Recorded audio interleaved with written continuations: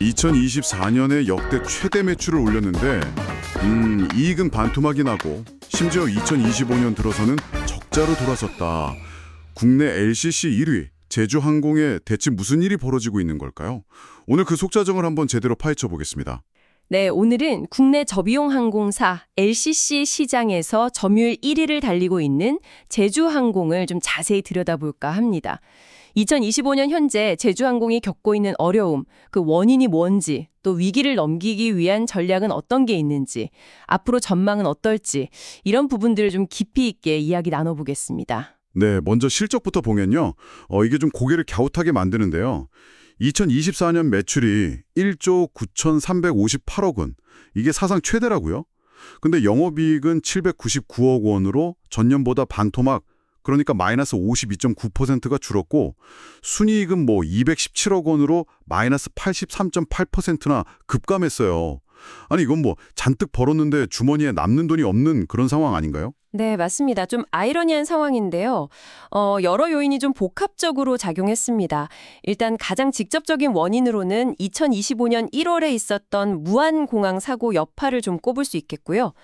이 사고 때문에 일부 기종 운항이 잠깐 멈추면서 1분기 공급 좌석이 한 13%에서 많게는 18%까지 확 줄었습니다. 아, 운항 차질이 바로 실적으로 이어진 거군요?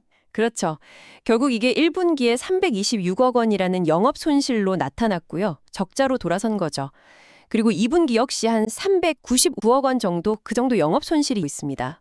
상황이 좀 어렵습니다. 사고 여파가 정말 크긴 컸네요. 근데 그 사고 하나만으로는 이 정도 실적 악화를 다 설명하기는 좀 어려울 것 같은데요? 네, 맞아요. 다른 요인들도 분명히 있습니다. 일단 LCC, 이 저비용 항공사들 간의 경쟁이 워낙 치열하잖아요. 그러다 보니까 운임은 계속 좀 내려가는 압박을 받고 있는데 외부 환경까지 좀 안 좋았습니다. 원달러 환율이 계속 1,330원대에서 높게 유지됐고요. 또 유가도 계속 높은 수준이었죠. 아, 환율이랑 유가. 항공사들한테는 정말 치명적인 변수죠. 네, 그렇죠. 연료비도 그렇고 항공기 빌려오는 리스료도 대부분 달러로 되니까요. 이 비용 부담이 정말 눈덩이처럼 불어난 겁니다. 그러니까 정리하면 운항 차질에 운임은 떨어지고 비용은 급증하고 이게 삼중고를 겪은 셈이죠. 듣고 보니 정말 힘든 시기를 보내고 있네요. 아, 근데 재무 상태는 더 좀 아슬아슬해 보이는데요. 부채 비율이 2025년 1분기에 600%를 넘어서 633%까지 갈 거라는 전망도 있고 누적 결손금이 3,600억 원이라고요. 이러면 부분 자본 잠식 이야기가 나올 만도 하겠는데요. 이건 정말 큰 약점 아닌가요? 네, 맞습니다. 재무 구조가 악화된 게 지금 제주항공이 마주한 가장 큰 문제입니다. 그래서 이걸 해결하려고 여러 전략들을 지금 추진하고 있습니다. 아, 그래요? 어려운 상황이지만 그래도 뭔가 활로를 찾으려는 노력이 있군요. 어떤 전략들인가요? 뭔가 비장의 카드가 있을까요? 네, 핵심은 크게 두 가지로 볼 수 있습니다. 기단 현대화랑 노선 효율화. 우선 기단 현대화는요. 연비가 기존에 쓰던 B737-800보다 한 14% 정도 더 좋은 차세대 항공기가 있어요. B737-8이라고. 이 기종을 2029년까지 총 40대를 도입하겠다는 계획입니다. 이걸로 고질적인 약점인 연료비랑 리스료 부담을 줄이겠다는 거죠. 40대요? 와, 규모가 엄청나네요. 연비가 14%나 좋으면 확실히 비용 절감 효과는 있겠어요. 그렇죠. 올해 2025년이죠. 벌써 2대를 인도받았고요. 연말까지 서너 대 정도 더 들어올 예정입니다. 근데요, 지금 부채 비율이 이렇게 높은데 40대나 되는 신형 항공기를 도입하려면 자금 부담이 만만치 않을 것 같은데요. 혹시 그 자금 조달 계획 같은 것도 나와 있나요? 아, 네. 아주 중요한 지적입니다. 당연히 대규모 투자에는 자금 조달 계획이 필수죠.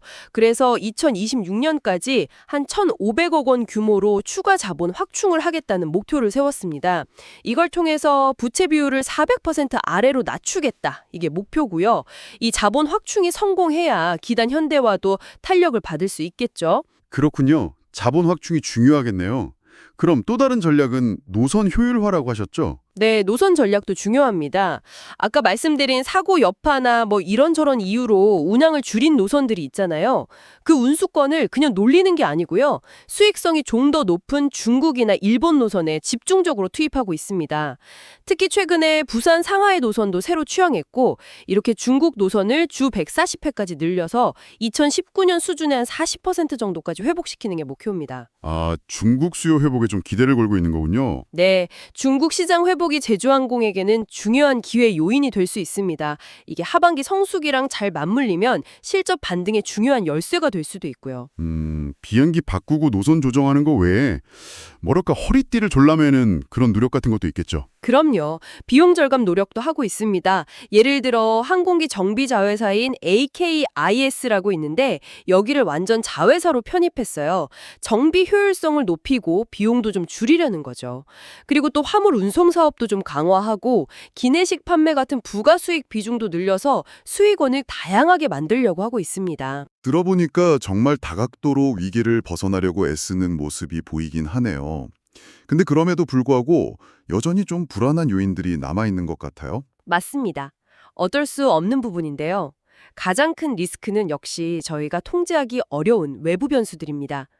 LCC들끼리의 출혈 경쟁이 언제까지 갈지, 또 환율이나 유가가 앞으로 어떻게 움직일지, 이건 정말 예측하기가 어렵잖아요. 그렇죠. 환율 10원 오르면 연간 50억 비용이 더 든다고 하니 변동성 자체가 엄청난 부담이겠네요. 네, 맞습니다.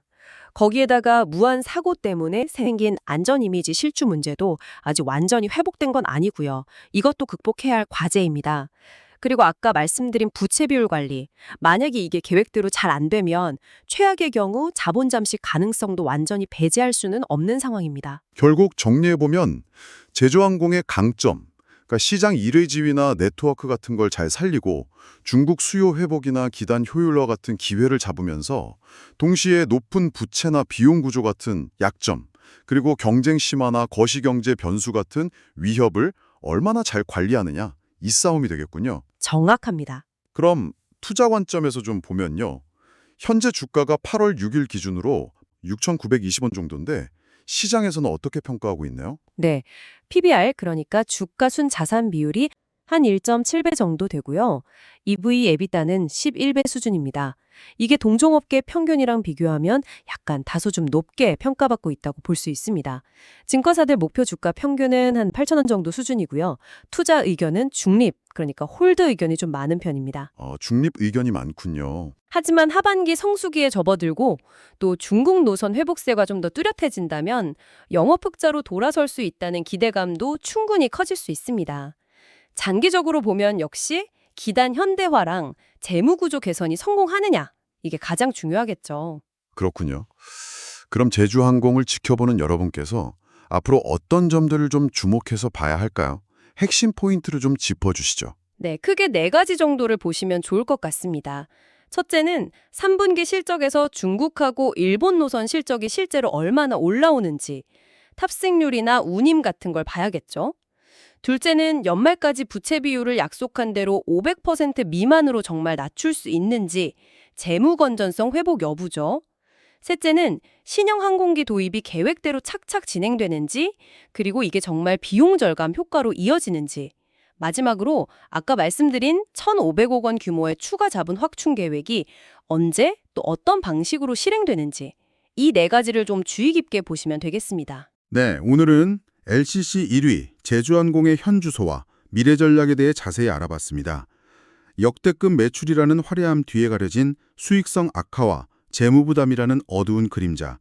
이 속에서 과연 신형 날개 B737-8 도입과 중국 노선 확대라는 카드가 위기 탈출의 돌파구가 될 수 있을지 앞으로 좀 지켜봐야겠습니다. 근데 문득 이런 생각도 드네요. LCC 모델 자체가 비용 절감이 핵심 경쟁력인데 제주항공처럼 차세대 항공기 도입 같은 대규모 투자를 하면서도 과연 LCC 본연의 저비용 구조를 계속 유지할 수 있을까요? 어쩌면 이게 제주항공만의 문제가 아니라 LCC 비즈니스 모델 자체에 대한 어떤 시험대가 될 수도 있겠다는 생각도 듭니다. 여러분은 제주항공의 미래를 어떻게 보시나요? 댓글을 통해서 여러분의 다양한 의견을 자유롭게 나눠주시면 좋겠습니다. 네, 그리고 항상 말씀드리지만 어떤 경우든 투자는 항상 신중하게 접근하셔야 하고요. 최종적인 결정과 그에 따른 책임은 결국 여러분 각자에게 있다는 점 꼭 기억해 주시기 바랍니다. 오늘 이야기는 여기까지 나누겠습니다. 다음 시간에 더 흥미로운 내용으로 다시 찾아뵙도록 하죠. 고맙습니다.